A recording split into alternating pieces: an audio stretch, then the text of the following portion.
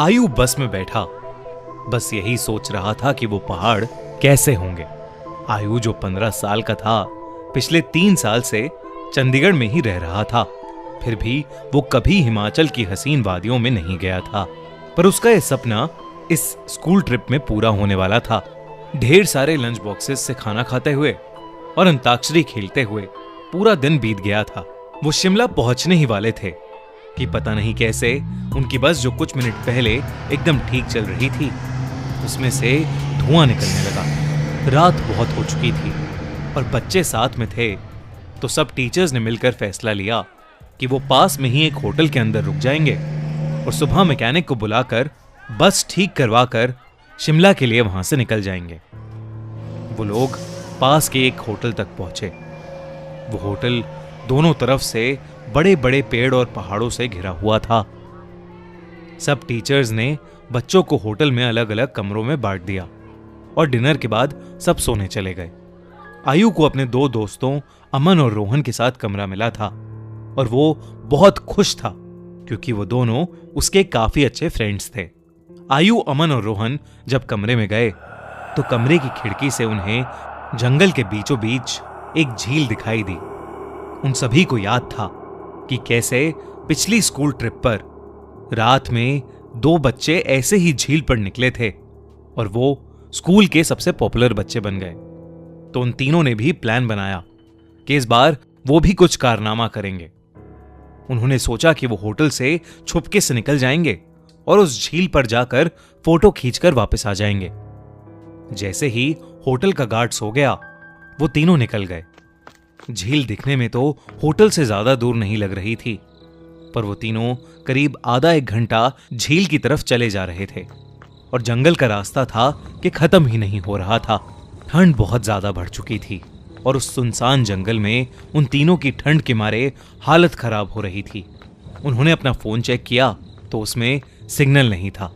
तब उन्हें लगा कि उन्हें झील का प्लान कैंसिल करके वापस होटल चले जाना चाहिए। अपने फोन की फ्लैशलाइट के सहारे वो वापस होटल का रास्ता ढूंढने लगे। रास्ता ढूंढते ढूंढते अमन और आयु, जो रोहन के थोड़ा आगे चल रहे थे, जब पीछे मुड़े तो उन्होंने देखा कि रोहन वहां था ही नहीं। तभी उन्हें अपने पास में से किसी के भागने की आवाज आई। वो बहुत घबरा गए, पर क्योंकि वो रोहन को अकेला नहीं छोड़ सकते थे, तो उन्होंने उस कदमों की आवाज का पीछा किया। वीरान और घने जंगल के बीच वो उन कदमों की आवाजों का पीछा करते गए, जो कुछ मिनटों बाद बंद हो गई। रोहन उनको अभी तक नहीं दिखा था और अमन और आयु अब बहुत ज्यादा डरने लगे थे। लेकिन तभी उन्हें ऐसी आवाज आई कि मानो कोई जमीन खोद रहा था। वो धीरे धीरे उस आवाज के पास गए और झाड़ियों के पीछे से उन्होंने देखा कि और कोई नहीं बल्कि रोहन ही जंगल में एक गड्ढा खोद रहा था। उन्होंने डर के मारे रोहन को पुकारा।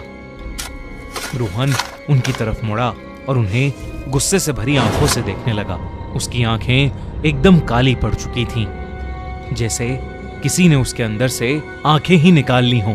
अमन रोहन के पास गया और उसने रोहन के कंधे पर हाथ रख के उससे पूछा कि उसे क्या हुआ है। लेकिन रोहन के कंधे पर हाथ रखते ही रोहन अमन के ऊपर चिल्ला उठा और रोहन ने उसे एक बहुत तेज धक्का दिया। अमन काफी दूर जाकर गिरा। रोहन के अंदर कोई अजीब सी शक्ति आ चुकी थी। आयु भागा भागा अमन के पास गया।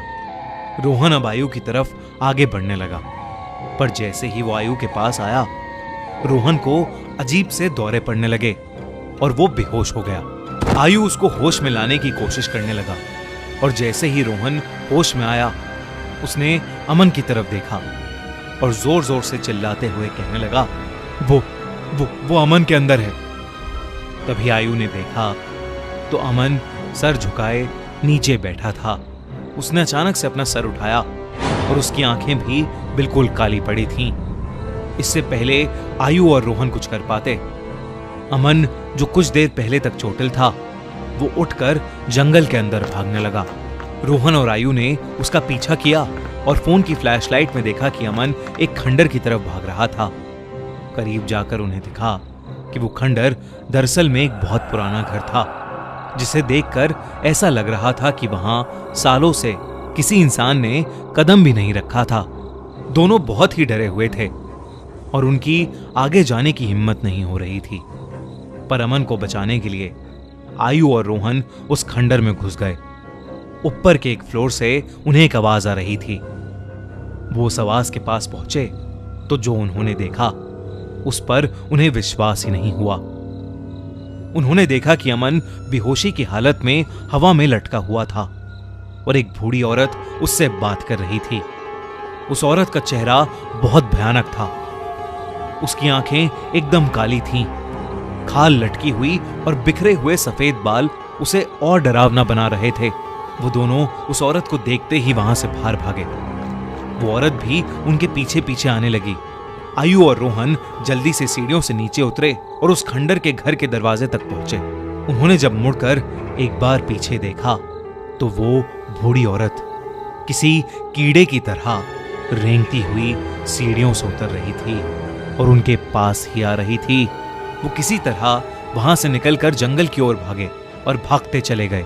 भागते भागते उन्हें पता नहीं चला कि कब वो उस झील के पास आ गए थे जिस झील की तलाश में वो होटल के बाहर निकले थे।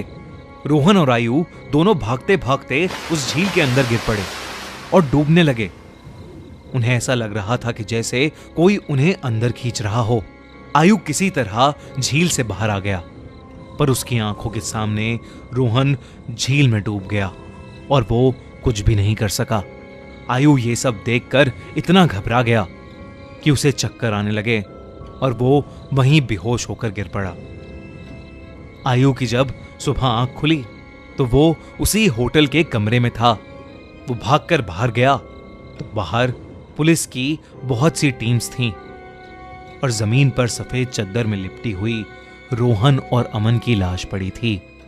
पुलिस ने तो इसे मर्डर घोषित कर दिया था, पर आसपास के रहने वालों ने बताया कि कई साल पहले उस जंगल में एक बूढ़ी औरत रहती थी। वहां उसका एक घर था। सभी से अलग वो औरत चैन से रहती थी। पर एक रोज उसके घर को कब्जाने के लिए पास के गांव के कुछ लोगों ने उसके साथ बदसलूकी की और उसे मारकर उस झील में फेंक दिया। तब से कोई भी इंसान रात में जंगल की ओर या उस झील के पास नहीं जाता। कहते हैं कि उस बूढ़ी औरत की आत्मा अभी भी वहां अपने बदले के लिए भटकती है। काश ये बात इन तीनों दोस्तों को पता होती तो शायद आज आयु के साथ साथ रोहन और अमन भी जिंदा होते।